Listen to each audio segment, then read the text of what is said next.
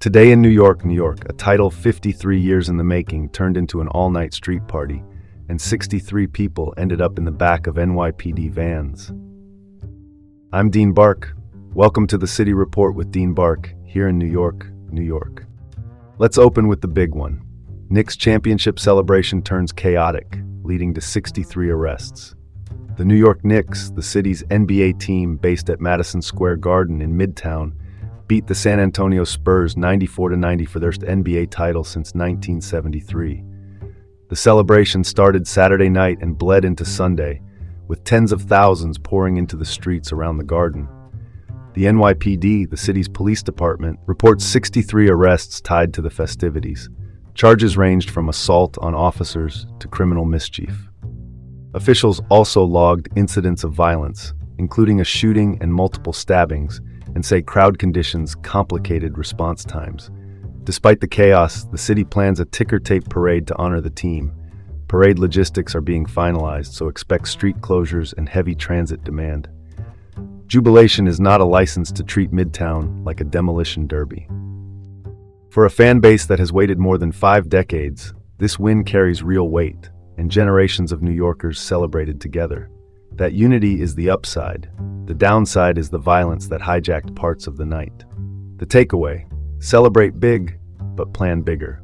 The city needs tighter crowd control, more targeted deployments, and clear no-go zones to keep the next party from turning into a police blotter. Let's cut to the chase. We can do both: honor a championship and keep people safe. Let's pivot to the next story. Vaccine mandate sparks political showdown between Hochul and Blakeman. State lawmakers in Albany passed a bill requiring children who attend summer camps to be up to date on vaccines. Governor Kathy Hochul supports the mandate as part of a broader public health push, while Republican Bruce Blakeman calls it un-American and questions the science behind the requirements. Hochul's office says it is reviewing the bill, and the state health commissioner stresses that vaccines prevent outbreaks at camps where kids mix in close quarters. The backdrop: several states, including New York, are shoring up mandates as federal agencies revisit vaccine recommendations. Nothing says summer like sunscreen, bug spray, and a state house brawl over immunization schedules. Here's the latest scoop. Proponents say the mandate protects kids and staff from preventable diseases, the kinds we thought we'd left behind, while opponents call it government overreach. The science on vaccine effectiveness and safety is well established. The politics, less so. My read is simple. Public health rules aren't perfect, but calling them un-American misses the point. This is about keeping outbreaks out of camp bunks and cafeterias. Time to dig into the details. Watch how enforcement gets structured and whether medical or religious exemptions are tightened or broadened. Shifting gears. Millburn faces a controversial vote on a nonpartisan government shift. Millburn, an affluent North Jersey township just outside the city's orbit, will vote Tuesday on making its local government nonpartisan for the first time in 169 years. The proposal would nullify current township committee members' terms, expand the body from 5 to 7 seats, and extend terms from 3 to 4 years. Municipal elections would become nonpartisan, with candidates appearing on the ballot without party labels. Democrats in town say this is a Republican attempt to avoid unpopular party brands.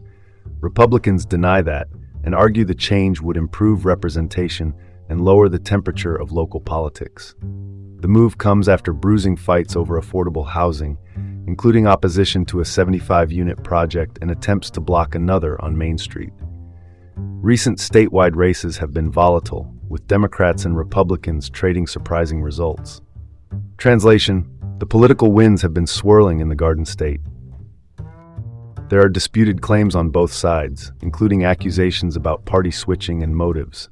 What matters for voters is structure: more seats, longer terms, and no party labels.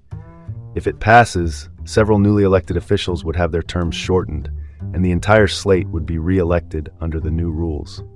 Nonpartisan systems can calm the noise, but they can also obscure where candidates stand, nonpartisan or non-accountable.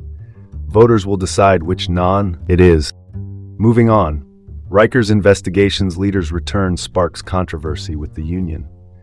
Serena Townsend, a reformer who was ousted from the Department of Correction 4 years ago, is returning in an expanded role as Senior Deputy Commissioner for Investigations, Intelligence, and Accountability. Rikers Island, the city's main jail complex, has been under intense scrutiny for violence and misconduct. Townsend made her name digging through a backlog of use-of-force cases, work praised by reform advocates. Her comeback is backed by Nicholas Demmel, the court-appointed remediation manager steering reforms. The Correction Officers Benevolent Association, the union representing rank-and-file officers, calls the move regressive and accuses Townsend of bias. They have filed a letter opposing her return. That's the headline, but the subtext is deeper. Reform only works if the watchdog has teeth and the workforce buys in. And on Rikers, even job titles need body armor. Here's the takeaway. Townsend's return signals a harder push on accountability, while the union's resistance signals a harder pushback. The city needs both discipline and staffing stability to reduce violence. Call it like it is. Without union cooperation, reforms stall. Without real investigations, safety erodes. The path forward is narrow and necessary. Last up, NYC schools face a librarian shortage despite new legislation. New data show less than 20% of New York City public schools employ librarians, even though state standards require them in every public middle and high school. The New York City Department of Education, the nation's largest school system, says it recognizes the gap and plans to improve staffing. City Council member Lincoln Ressler, who sponsored legislation to address the shortage, calls librarians essential to literacy and to helping students sort fact from fiction online. Parents and educators worry about the impact on student success. Libraries aren't just book rooms, they are instruction hubs for research, media literacy, and academic support. Even if kids can Google everything, they still need someone to teach them what not to believe. This is a fixable problem. Hire, train, and place certified librarians in the buildings that need them most. Let's not overcomplicate this. Meeting state standards is the floor, not the ceiling. And that's your report for today from the City Report with Dean Bark here in New York, New York. Have a great day, and we'll see you tomorrow.